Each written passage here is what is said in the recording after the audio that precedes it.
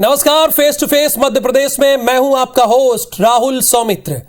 आज हम बहस करेंगे गृह मंत्री नरोत्तम मिश्रा के बयान और विपक्ष के पलटवार पर। असल में 2 महीने पहले सीबीएसई बोर्ड ने कक्षा 9 से लेकर 12वीं तक के पाठ्यक्रम का नया सिलेबस जारी किया था। इन पाठ्यक्रमों में सीबीएसई ने एनसीईआरटी की किताबों से औरंगजेब और शाहजहां को महान बताने वाला एक चैप्टर हटा दिया था। इसके अलावा धार्मिक चिन्हों पर आधारित एक कार्टून को भी उन्होंने हटाया था। साथ ही पाकिस्तानी शायर फैज अहमद फैज की 2 नज्मों को भी किताब से हटा दिया गया था। अब 2 महीने बाद सीबीएसई के इस कार्य का गृह मंत्री ने स्वागत किया है और कहा है कि एमपी के पाठ्यक्रमों में ऐसा ही पाठ अगर पढ़ाया जा रहा होगा तो उसकी समीक्षा होगी, क्योंकि मुस्लिम आक्रांता हमारे नायक नहीं हो सकते। लेकिन कांग्रेस का इस पूरे मामले पर अलग ही लॉजिक है। उनका कहना है कि ऐसे पाठ्यक्रमों को हटाना ठीक नहीं है, आक्रांताओं के बारे में भी लोगों को पता होना चाहिए। तो चलिए दोनों लोगों से जानते हैं, बहस भी करते हैं। दोनों खास मेहमान हमारे साथ जुड़ जाएंगे थोड़ी देर में, बल्कि स्क्रीन पर दिख भी रहे हैं। नेहा बग्गा जी हैं, भारतीय जनता पार्टी की प्रवक्ता हैं, आपका बहुत स्वागत आईबीसी 24 पर। और बुंदेला साहब हैं, आपका बहुत बहुत स्वागत आईबीसी 24 पर। दोनों की बहस बहुत इंपॉर्टेंट होगी, राय बहुत इंपॉर्टेंट होगी, करेंगे बहस दोनों से। लेकिन पहले एक रिपोर्ट देख लेते हैं।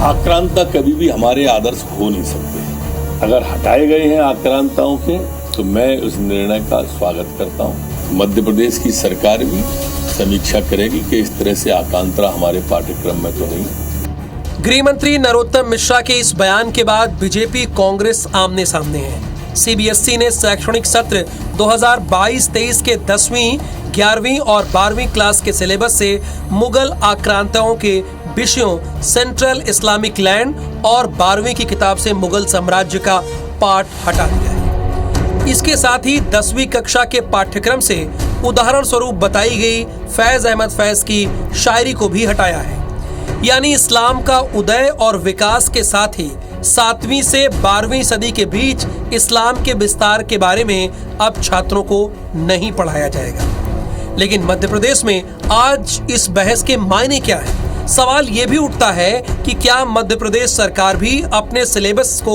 अपडेट करने की कोशिश में है? दुनिया में ऐसा कहीं नहीं होता है कि पाठ्यक्रमों से इतिहास हटा दिया जाए। तो इतिहास अगर नहीं पता लगेगा तो लोगों को पता कैसे लगेगा कि कब कब क्या हुआ, कौन का शासन था, कब था, अच्छा था, खराब भी था, तो खराब क्यों था, ये सब चीजें लोगों को पता लगना चाहिए। मध्य प्रदेश सरकार के गृह मंत्री ने न सिर्फ मुगल आक्रांताओं को लेकर तीखे हमले किए, बल्कि ये इशारा भी किया कि मध्य प्रदेश सरकार भी इस ओर कभी भी बड़ा फैसला ले सकती है।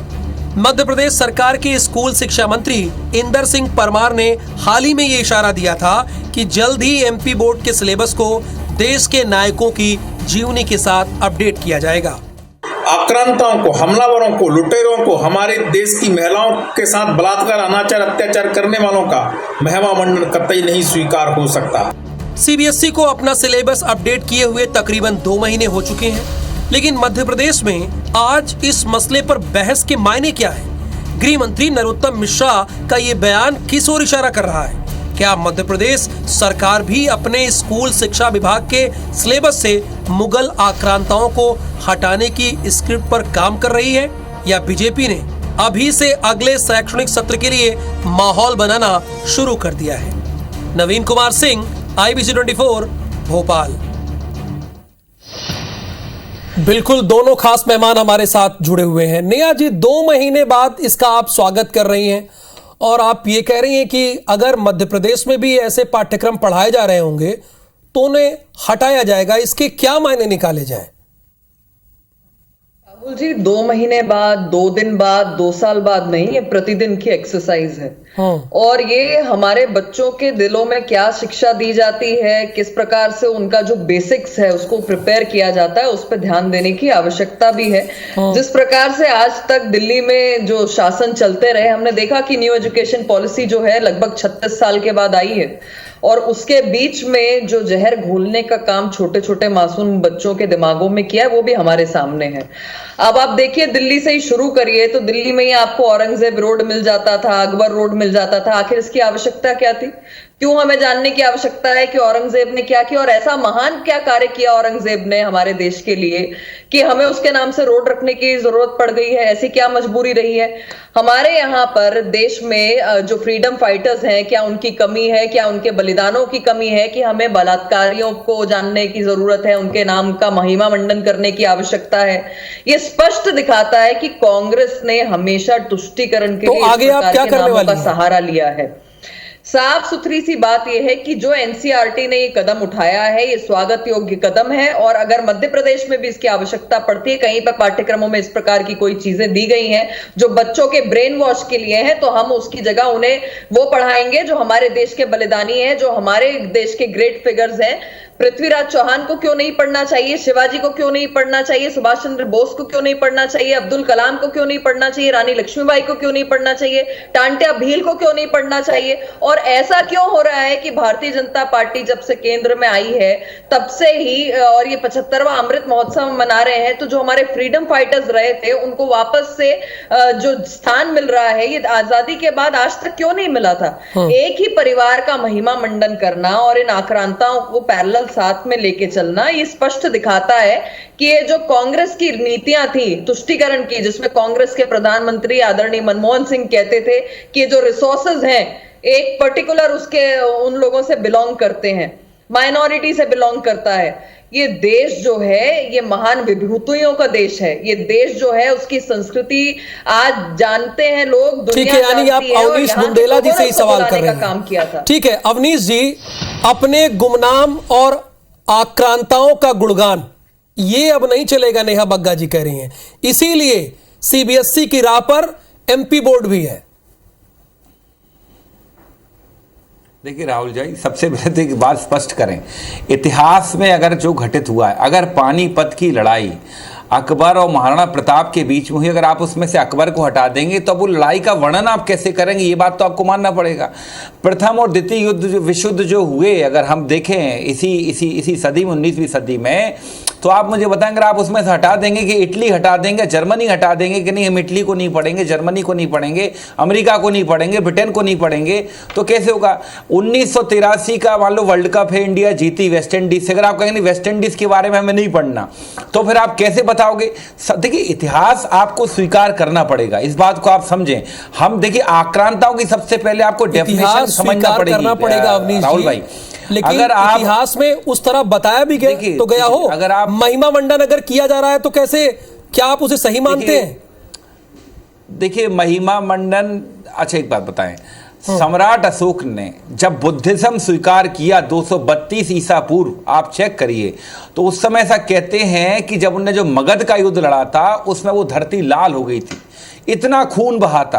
देखिए ये आप समझिए, जो पहले योद्धा होते थे आज आप उनको आक्रांता बोल रहे, क्योंकि पहले जनतंत्र नहीं था, और जनतंत्र की स्थापना 1947 में पंडित जवाहरलाल नेहरू की सरकार ने की, सरदार वल्लभ भाई पटेल की अगुवाई में की, उसके बाद जनतंत्र स्थापित हुआ। नहीं तो ये देश 565 रियासतों में बटा था। अब आप कहें नहीं साहब इतिहास में कुछ है ही नहीं। अब मुझे तो इस बात का जवाब दे भारतीय जनता पार्टी के, यही बस मुद्दे बचे हैं। अच्छा होता जो आप शिक्षा में सुधार कर, देखिए ठीक है, अगर आपको आक्रांताओं को नहीं पढ़ना, बिल्कुल मत पढ़िए, हम नहीं कह रहे पढ़िए, ठीक है, आप चेंज कर रहे हैं। आप क्या ये शिक्षा में सुधार की ओर कदम नहीं है? राहुल जी थोड़ा सा अगर सुन लेंगे ना, आज का विषय बहुत अच्छा है, अगर आप मुझे सुनेंगे तो मैं कुछ बोल पाऊंगा। आप देखिए मेरी बात समझे, आज सबसे ज्यादा आप शिक्षा से क्या आवश्यकता है? रोजगार उत्सर्जन की। रोजगार की हालत बहुत खराब। आपको मालूम मध्य प्रदेश में 2019 में 93 लाख बच्चे, 93 लाख बच्चे और 2021 का जो आंकड़ा है वो उससे 7 लाख कम का है, 85 लाख बच्चे स्कूल जा रहे हैं। मतलब आप प्रदेश को शिक्षा की ओर ढकेल रहे हो, और आप ये कहां पर चले गए? मैं कहां पे चले गए? शिक्षा की ओर चला गया हूं, शिक्षा की ओर चला गया हूं। राहुल जी कैसी बात कर रहे हैं आप? आप कह रहे हैं शिक्षा में सुधार, तो ये भी तो है, आप सबसे पहले शिक्षा प्रणाली में सुधार करिए। शिक्षा आप रोजगार सर्जन के लिए बनाइए, आपको सुधार करना बिल्कुल करिए, लेकिन ये भी देखिए, हमको मालूम है कि ये हुआ क्यों है। क्यों? हाल ही में आपको अभी नगरीय निकाय चुनाव में 3 आप महापौर सीटें हार गए हो। अब आप आ गए अपने उसी ढर्रे पर, आपको लगा आप कुछ बचता है नहीं, अब तो कहते ना अब तो पत्तल लुटने वाली है, आ गए आप अपने उसी ढर्रे पर, हिंदू मुस्लिम वाले ढर्रे पर। और मेरी बात तो बताएं, देखिए पहले मुस्लिम, क्या नेहा जी आपने इसीलिए ये कदम उठाया है, इसीलिए स्टेटमेंट दिया है? अकबर से अवनीश जी एक मिनट, आपकी बात सब पूरी होगी, आप फाइनली वहीं पर आ गए ना जी। राहुल जी, एक बहुत महत्वपूर्ण बात की ओर मैं आपका ध्यान दिलवाना चाहती हूँ। मैं नहीं आया। अभी अवनीश जी ने क्या कहा, ये कांग्रेस का मूल चरित्र है, इसको थोड़ा सा समझिएगा। अभी अवनीश जी ने कहा कि भैया वो जो पुराना जमाना था जिस समय मुगल आक्रांता आए थे, उस समय तो कोई आक्रांता हुआ ही नहीं करता था, ये आक्रांता शब्द तो अभी आ गया है। तो जिन मुगलों ने भारत की बेटियों को उठा के उन्हें लूटा, जिनका कत्ल किया, जिनके घर लूटे, जिनको बर्बाद करने का काम किया, यहां पर अवनीश जी कह रहे हैं वो तो आक्रांता थे ही नहीं। ठीक है, अगर अवनीश जी दूसरे पॉइंट में ये कह रहे हैं कि हिस्ट्री को जानना बहुत आवश्यक है और इनके नाम बताने की भी जरूरत है, वो एक पार्ट है हिस्ट्री का, पर मुझे बताइए कि इसका महिमा मंडन करने की कांग्रेस को क्या आवश्यकता पड़ गई थी? आखिर औरंगजेब रोड रखने की ऐसी क्या मजबूरी थी कांग्रेस पार्टी की कि उन्हें औरंगजेब रोड रखना पड़ गया? आपको याद होगा कि बहुत पुरानी बात नहीं है, दिग्विजय सिंह जो है, जो हाफिज साहब लगता था आतंकवादी, दिग्विजय सिंह जो है वो एक अलग ही टर्मिनोलॉजी करने में लग गए थे। और आपको वो भी याद होगा कि दिग्विजय सिंह को शांति का दूत कौन लगता था? तो ये जिन लोगों को आतंकवादी जो है शांति का दूत लगते हैं, साहब लगते हैं, और आक्रांताओं को महिमा मंडन करने के लिए जो लोग अपनी वोट बैंक की रोटियां सेकने के लिए रोडों का नाम रखते हैं, बिल्डिंगों का नाम रखते हैं, गली मोहल्ले चौराहों का नाम रखते हैं, और उनको की पार्टी को टारगेट कर रही है। उनकी पार्टी का दफ्तर भी 24 अकबर रोड पे है, बिल्कुल, और राहुल की आवाज भी 12 तुगलक लेन पर है। मैं वही पूछना चाहती हूँ कि राहुल गांधी, सोनिया गांधी का जो आवास है, जो कार्यालय है, वो अकबर रोड पे है। मुझे बता दीजिए कि इस देश में महान की क्या कमी पड़ गई थी कि आप शहनवाज हुसैन भी दमाद है भाजपा नेता के, औरंगजेब रोड रखना पड़ गया, आपको जहांगीर के नाम किसके दमाद हैं? शेरशाह शहनवाज हुसैन किसके दमाद हैं? पड़ गया, बाबर रोड बताओ, ये आक्रांता नहीं है? फिर तो ऐसी कौन सी कमियां थी? इनने भी हिंदू लड़कियों को लूटा है, शादी की, उनका जवाब दे दो पार्टी की, हम सबके सामने है। पर किसके दमाद है? जनता पार्टी की सरकार केंद्र बताओ, मुख्तार अब्बास नकवी किसके दमाद हैं? खोलने का काम शाहनवाज हुसैन किसके दमाद हैं? इसको स्वीकार नहीं किया जाएगा। अब यहाँ की जो महान विभूतियां हैं उनको पढ़ाया जाएगा, और आप देखिए कि लगातार चाहे शंकर शाह हो, रघुनाथ शाह हो, टांटे भील हो, रानी कमलापति हो, रानी लक्ष्मीबाई हो, आप भी इस पर एग्री करेंगे और जरूर करता रहेगा कि मुगलों को महान और राणा को कमजोर तो किसने दिखाया, ये आप भी जानते हैं। जो हमारे नायक है वो तो हमारे नायक की तरह दिखने भी तो चाहिए। देखिए क्यों महिमा मंडन होते रहना चाहिए? पहली बात तो इस बात का जवाब दें, आपको आपकी जानकारी के लिए बता दूं, नेहा जी की जानकारी के लिए, भाजपा वाले भी अपनी जानकारी दुरुस्त कर लें। अकबर और महाराणा प्रताप का कभी सीधा युद्ध नहीं हुआ, इतिहास खगा लें आप। महाराणा प्रताप ये बात कहां से आ गई? मान सिंह से ये आप बता रहे हैं, ये बात आई कहां से? अरे मतलब मेरी बात, ये बात कहां से आ गई? राहुल जी ये क्या है? आप, मैं जो बोलता हूं ये बात कहां से आ गई? नेहा जी को आपने 1 मिनट के लिए डिस्टर्ब नहीं किया। मैं बोलता हूं ये बात कहां से आ गई? मेरा सीधा सा सवाल है, जब बात आक्रांतों की हो रही है, आपने अभी हाल महाराणा प्रताप का नाम लिया, अब मैं महाराणा प्रताप की बात कर रहा हूं तो आप कह रहे हैं ये बात कहां से आ गई? ये राहुल जी मुझे स्पष्ट करें, ये राहुल जी ये किस तरह की, अब मैं पूछ रहा हूं ये बात कहां से आ गई? आप ऐसी बात कैसे कर रहे हैं? आपने सवाल बड़ा सीधा सा है, सवाल बड़ा सीधा सा, मैंने बताया नहीं। आप राहुल जी को महान दिखाएंगे आपत्ति और राणा को कमजोर, आपकी, तो इसमें आप मैं नहीं दिखाऊंगा, बता दीजिए ना। हम नहीं दिखाएंगे। मैं तो आपको असलियत बता रहा हूं राहुल जी। असलियत ये है कि आप इतिहास के पन्ने खगा लिए और जो इतिहास में घटित हुआ है उसको आप स्वीकार करिए। और जो 20 करोड़ मुसलमान यहां रहते हैं क्या करेंगे? आप उनको नकार देंगे कि कह देंगे निकल जाओ यहां से? इस बात को भी आप बताइए। आप मतलब एक तरफा अगर बात कर रहे राहुल जी, मुझे यहाँ पे मुस्लिम है, मुझे उसके लिए हीरो है, आश्चर्य होता है। उन हीरो को चुन कर निकाल रहे हैं। राहुल जी, क्या ये भी आप निकाल देंगी? ये अवनीश जी ने पूछा। एक मिनट, अवनीश जी आपका सवाल आ गया, जवाब तो लीजिए ना। राहुल भाई आप सिर्फ मुझसे सवाल करते नहीं हाजी को। अरे आप ही का सवाल गया वहां पे भाई, मेरा सवाल नहीं, आपका ही सवाल राहुल जी ये गलत है, ये सही राहुल जी ये गलत है। आप मुझसे पूरे टाइम सवाल पूछते रहे, मुझे आप बोलने नहीं देते। राहुल जी मैं इस बार आपत्ति लेता हूं, आपकी आवाज कौन रहेगा, क्षमा चाहूंगा, लेकिन राहुल जी आप मुझसे सवाल पर सवाल औरंगजेब अगर ये अपना हीरो मानते हैं तो ये सिर्फ कांग्रेस पार्टी कर सकती है, क्योंकि वो तो हाफिज साहब कहती है, ओसामा जी कहती है, और 3 दिन तक सोनिया गांधी जो आतंकवादियों के मृत्यु पर रोती रहती है, सो नहीं पाती, खाना पीना छोड़ देती हैं। मगर इस देश का जो मुसलमान है उसके लिए आक्रांता हीरो नहीं है। तो ये वोट बैंक के लिए जिस प्रकार का जहर घोलने का काम किया कांग्रेस पार्टी ने, उसी को तो मैं आपके सामने रख रही थी शुरू से। आपको एक और तथ्य से मैं जरा परिचित करवा दूं। चलिए ठीक है आप अवनीश जी, एक लाइन में आपको अवनीश जी इसका जवाब दीजिए। ठीक है नेहा जी कोई बात नहीं, अवनीश जी इसका जवाब दे दीजिए, मुझे ब्रेक पर जाना है। अरे सर ये आप ऐसे करने से कुछ नहीं होगा, आपको पूरा मौका मिला है। आपस में चर्चा कर लीजिए। नहीं आपको पूरा मौका दिया गया है। गलत, आप और नेहा जी आपस में चर्चा कर लीजिए, मुझे नहीं बात करना। आपस में नहीं, आपका पॉइंट आप भी जाना गया। आप रिकॉर्डिंग देख लीजिए। आप अवनीश जी क्यों नाराज हो रहे हैं भाई? कांग्रेस पार्टी का जो स्टैंड है वो तो सामने जनता के है ही। आपसे नाराज नहीं हो रहा हूं। राहुल जी की बात बता रहा हूं। बोलिए ये जब भी मैं बोलता हूं मुझसे ही सवाल करते बीच में, अभी फिर बीच में क्या पूछा चाहते बताएं। नेहा जी साहब कह रही है कि क्या ये हीरो नहीं हो सकते भारतीय मुसलमानों के? कौन हीरो नहीं हो सकते? अरे शाहजहां, औरंगजेब, जिनकी कहानी जिन्हें चैप्टर से हटाया गया, वही बात है सर। देखिए मैं तो एक बात स्पष्ट करता हूं राहुल जी, अगर आप इतिहास की बात कर रहे हैं, सबसे पहले देखिए आप इतिहास को स्वीकार करना सीखिए।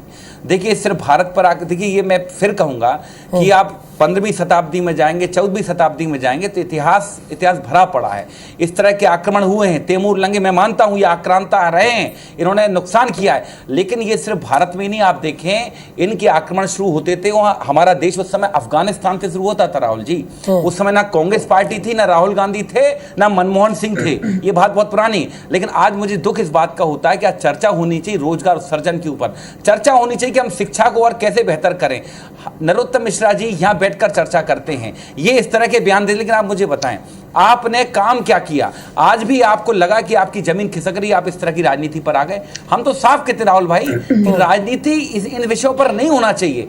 आप देखें जो इतिहास में घटित हुआ है, हम मान रहे हैं आक्रांता जो हुए, लेकिन आप समझें आक्रांता यहां भी हुए वहां भी हुए। सम्राट अशोक को ठीक है महान कहते हैं, लेकिन क्या सम्राट अशोक ने नरसंहार नहीं किए युद्ध में? क्या युद्ध में वो तलवार लेकर गाना गाते थे? उनने भी नरसंहार की, उनकी सेना भी आप जरा पढ़िए मगध युद्ध को, आप जरा पढ़िए जब आपस में जब पृथ्वीराज चौहान की और जयचंद की भी लड़ाइयां हुई हैं। इतिहास खगोल के देखिए, जो एक पिक्चर आ गई इसमें अधूरा ज्ञान दिखा दिया। चलिए एक ब्रेक के लिए रुक रहे हैं अवनीश जी, इस चर्चा को आगे बढ़ाएंगे, नेहा जी आगे बढ़ाएंगे, लेकिन बहस में सिर्फ 3 मिनट है। दोनों मेहमान हमारे साथ जुड़े हुए हैं, नेहा बग्गा जी और अवनीश बुंदेला जी। नेहा जी, इनका अवनीश जी का कहना है कि ऐसे मुद्दों से क्या होगा, ऐसे मुद्दों से किसी का भला नहीं हो सकता, वो ये कह रहे हैं। राहुल जी देखिए, जिस तरीके का षड्यंत्र कांग्रेस पार्टी ने हमेशा रचने का काम किया है, और जो नीति निर्धारक वहां पर बैठे रहे हैं पुस्तकों को रचने वाले, उनने क्या परोसा है हमारे देश के बच्चों में, युवा पीढ़ी में, ये हम सबके सामने है। और मैंने भी वो किताबें पढ़ी हैं, आई एम श्योर अवनीश जी ने भी पढ़ी होंगी और आप भी पढ़ रहे होंगे। जाहिर है कितने लोगों ने टाटिया भील के बारे में पढ़ा मुझे नहीं पता, क्योंकि मैंने नहीं पढ़ा और मैंने ना ही इस प्रकार की पुस्तकें देखी जब हम पढ़ाई कर रहे थे स्कूल में। तो ये बहुत स्पष्ट है कि आज यहाँ पर कांग्रेस के प्रवक्ता पहले तो कहने लगे कि वो आक्रांता थे ही नहीं, चाहे औरंगजेब हो, चाहे बाबर हो, चाहे अकबर हो, चाहे शाहजहां हो। फिर दूसरी बहुत इंटरेस्टिंग बात उन्होंने कही कि भाई अशोक सम्राट जो है, जब वो युद्ध करते थे तो उन्होंने भी नरसंहार किए थे, तो इसीलिए अशोक सम्राट जो है is equal to Mughal emperor, चाहे ये शेर शाह सूरी या औरंगजेब या कोई भी हो। पर मैं आपको बता दूं कि चाहे मुगल हो चाहे कांग्रेस पार्टी हो, विचारधारा एक ही रही है। और इसीलिए कांग्रेस पार्टी ने या तो अपने परिवार का महिमामंडन मंडन किया है या फिर इन आक्रांताओं का किया है, और अलग अलग माध्यम से किया है, चाहे वो पुस्तकें हो, चाहे वो रोड हो, चाहे वो इंफ्रास्ट्रक्चर हो, ये स्पष्ट दिखता है। और मैं इसका एक उदाहरण दे देती हूँ आपको कि आपको ये ध्यान में होगा, अगर हिस्ट्री आपने कहीं पर पढ़ी होगी, तो औरंगजेब ने दिवाली मनाने से और पटाखे फोड़ने से जो है 1667 पे उस पर बैन लगा दिया था। अवनीश जी इसका जवाब से कांग्रेस पार्टी को देख लीजिए, जब भी दिवाली आती है तो उन्हें पटाखों से पोल्यूशन नजर आता है, वो सुप्रीम कोर्ट जाने की बात करते हैं। राहुल गांधी कभी दिवाली मनाते हुए दिखाई नहीं दिए। तो ये सारी जो नीतियां रही हैं कांग्रेस पार्टी की साफ है। देखिए राहुल जी, नेहा जी मुझे लगता है गलत बात समझ रही है। मैंने ऐसा कुछ नहीं कहा, मैंने जो कहा मैंने कंपैरिजन किया।